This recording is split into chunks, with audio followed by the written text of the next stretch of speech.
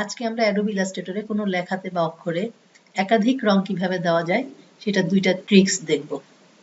তো সেজন্য আমি এখানে একটা লেখা টাইপ করে রেখেছি, এটার একটা কপি করে রাখি। আমার লেখাটাকে প্রথমেই মাউসের রাইট ক্লিকে সাজান, ক্রিয়েট আউটলাইন করে নিলাম। এরপর এখানে আমি একটু ঢেউয়ের মতো আঁকা বাঁকা ভাবে লাইনটাকে কাটবো। সেটা লাইনটা আমি পেন টুলের সাহায্যে আঁকতে পারি বা অন্যভাবেও আঁকতে পারি। আমি সহজ একটা নিয়ম দেখাবো আজকে।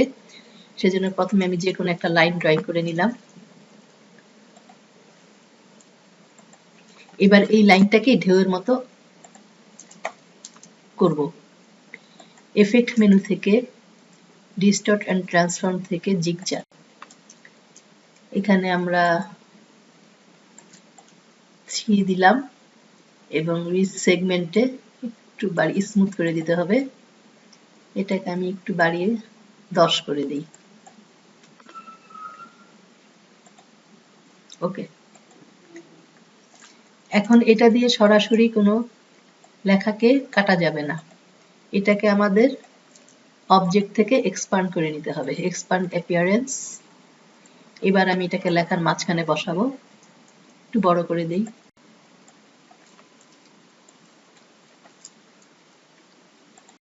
মাঝখানে হলো কিনা, ভার্টিক্যাল অ্যালাইন সেন্টার থেকে মাঝখানে করে দিলাম। এবার আমি এই শুধু লাইনটাকে সিলেক্ট করে অবজেক্ট মেনু থেকে পাথ অপশন থেকে ডিভাইড অবজেক্টস বিলো ক্লিক করলে আমার লেখাটা দুই ভাগ হয়ে গেছে। এটা এখন একটা গ্রুপের মধ্যে আছে, সেজন্য নরমাল সিলেকশন টুল দিয়ে আলাদা করা যাবে না। আমরা গ্রুপ সিলেকশন টুলের সাহায্যে ইচ্ছা করলেই আলাদা করে নিতে পারি। নিচের একটা অংশকে সিলেক্ট করে আমি যে কোনো একটা রং দিয়ে দিব।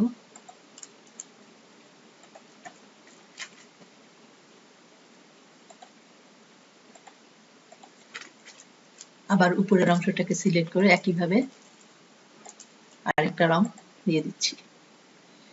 এখন আমি যদি চাই তাহলে একটু যদি গ্যাপ করে দিই, এটা নিচের অংশটা সিলেক্ট করে ডাউন অ্যারো কি দিয়ে, তাহলে এটা দেখতে অন্যরকম লাগে। এবার দ্বিতীয় আরেকটা নিয়ম দেখাবো আমি। এখানেও লেখাটাকে আমি ক্রিয়েট আউটলাইন করে ফেলবো, তারপর একটা লাইন ড্রয়িং করব লাইন টুলের সাহায্যে। এই কর্নার থেকে শুরু করে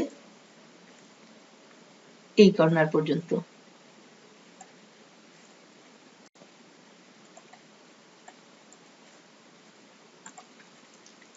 একইভাবে আরেকটা লাইন আঁকবো, এই কর্নার থেকে শুরু করে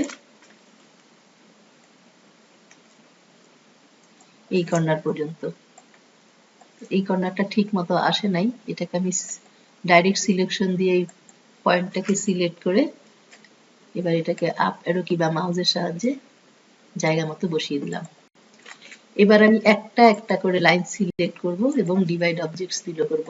object path divide objects below, একটা ভাগ হলো। এবার আমি এইটাকে সিলেক্ট করে object path divide objects below, এখন আমার 4টা ভাগ হয়ে গেছে। গ্রুপ সিলেকশন টুলের সাহায্যে যে কোনো একটা অংশ সিলেক্ট করে একটা কালার দিয়ে দিতে পারি।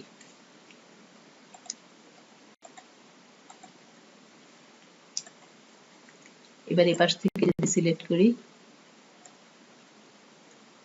সিলেকশনটা ঠিক হয়নি, আর অক্ষরের উপরের অংশটা সিলেক্ট হয়ে গেছে। এখানে খুব ছোট অংশ, সেহেতু সিলেক্ট করতে সমস্যা হয়, সে কারণে আমরা জুম করে নিতে পারি অথবা শিফট কি এর সাহায্যে। এবার ঠিক আছে, শিফট কি এর সাহায্যেও সিলেক্ট করা যায়। এবার আমরা একটা কালার দিয়ে দিই এখানে। এবার উপরের অংশটা সিলেক্ট করে উপরে এর ছোট একটা অংশ আছে, সব সিলেক্ট হয়েছে। এবার যে কোনো একটা কালার দিয়ে দিলাম। এখন এখানেও আমরা আগের মতো চাইলে আলাদা আলাদা করে ফেলতে পারি।